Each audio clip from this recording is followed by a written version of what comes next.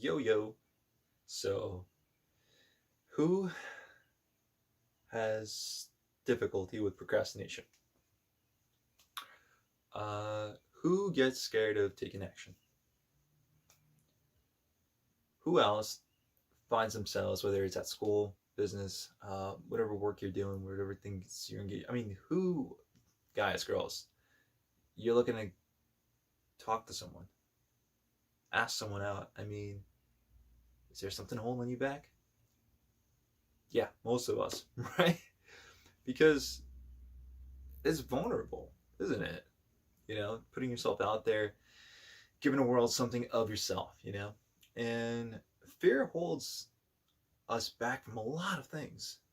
A lot of potential gets squandered because we don't give ourselves the opportunity to actually move forward. Ooh, just gave it away. Shoot.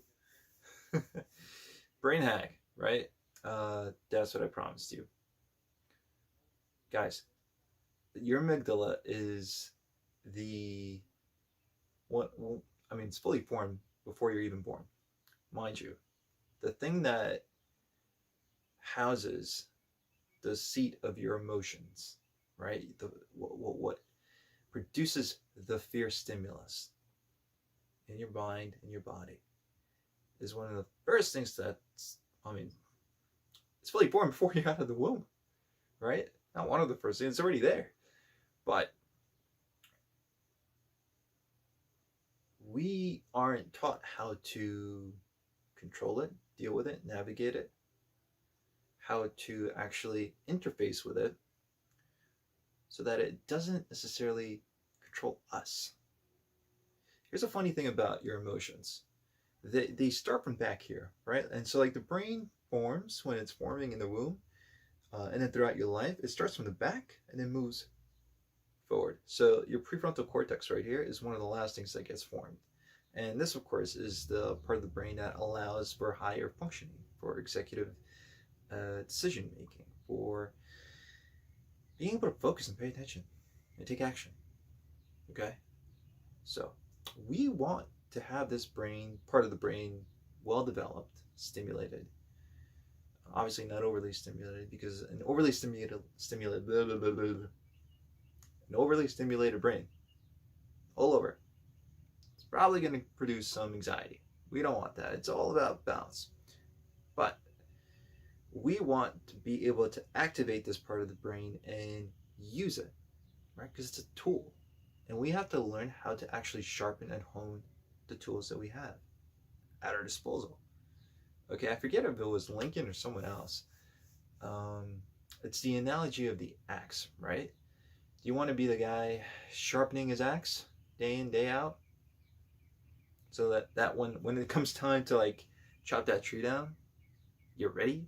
Or are you going to be the guy who's just waiting for the time to come chop the tree down? Meanwhile, that axe is just rusted and withering away, right? You don't want to start sharpening the axe when it comes time to chop the tree down. You want to be working on that every single day. So, what do? Well, your amygdala. You can actually, believe it or not, shrink that. I mean, this is one of the reasons why I engage in meditation on a day-to-day. Because meditation actually has been proven to shrink that part of the brain and actually increase gray matter in other parts of the brain that allow for better focus, attention, creativity, more impulse control, more resilience, to external factors, external stimuli. Stress being a big one. It could be physical, mental, emotional, but we want to be able to use and activate the prefrontal cortex and to avoid behaviors that actually deactivate it, right? And we also want to learn how to kind of deactivate the fear response when it's not serving us, because in a situation where it serves us, by all means it needs to be there, right? Because if we're getting chased by a lion, if a car is coming at us 110 miles an hour, we need to spring into action, and that's what it's there for. Okay, but on a day-to-day where we're just bombarded with small little minor stresses, so those cloud our ability to perform, right? Because we're pulling resources into different parts of the brain, blood is flowing into our extremities to help us actually run away or fight the oncoming threat. So we have less blood actually going to the brain, into our prefrontal cortex, actually, for that matter. And so, how do we actually So how do we start to change that relationship in brain? So the goal is, let's not be as reactive, or be reactive in the right time at the right place, in the right way. And let's find ways to actually encourage and promote the development of the prefrontal cortex, right? One of the best things I have found for moving forward with anything is the act of taking action. That seems counterintuitive, but go with me on this. You see, the body, believe it or not, when we move forward, we actually turn off or shut down or minimize the activity of the amygdala. And so when you find yourself kind of stifled when you're taking inaction, not taking action, inaction, you're inactive. Get active. Like, actually move the body physically. Like, this is why going for a walk, going for a workout, going for a run, it creates momentum. And this is like the crux. This is at the crux of what we're talking about today. It's all about momentum, right? And so, of course, when I say move forward, I'm talking about here in a very physical way. Absolutely do that. But you can also do this in whatever it is that you are kind of holding back on, whatever it is that's producing fear in you. So go with me on this. If you have this big project in mind, if you have something going on at work, or let's say, let's make it a little more practical. Maybe it's just about going off and asking out that so-and-so. What are micro steps that you can start to implement? Take that and break it down into smaller steps and start taking action on this absolute smallest, simplest, easiest one. I'll give you another example. Let's use fitness, right? If it's about going to the gym, how about just waking up and doing a single push-up? That's it, right? And you build that in, and you create a kind of momentum with that. And this is what we're talking about. It's about moving forward. And so if you find yourself hesitating sending that email, don't send it, but write it, start drafting it, right? And then build on that, add to it day by day. Because we tend to really over-exaggerate a lot of things in our minds, and we blow them way out of proportion. And it's never nearly as bad as we assume it is, but that's just what we're wired for. And so how do we start to work with our biology, right? How do we start to rewire and repattern the brain so it starts to serve us more, right? Because mind you, it's always serving us. The reason why it's wired the way it is because it was there as an evolutionary adaptation. But, we live in a very different environment right now, and evolution just hasn't caught up with that because the world's been changing so much, so fast. And so start taking forward action.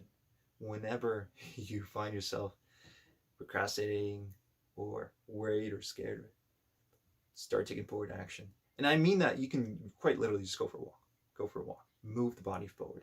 It kind of shuts down the amygdala, allowing for more resources to come here. Now, I'll give you another one that's really great. Do things that promote the release of oxytocin in the body. Oxytocin, we know, is that fun, feel-good chemical, that hormone that gets produced. When, of course, it's the bonding hormone.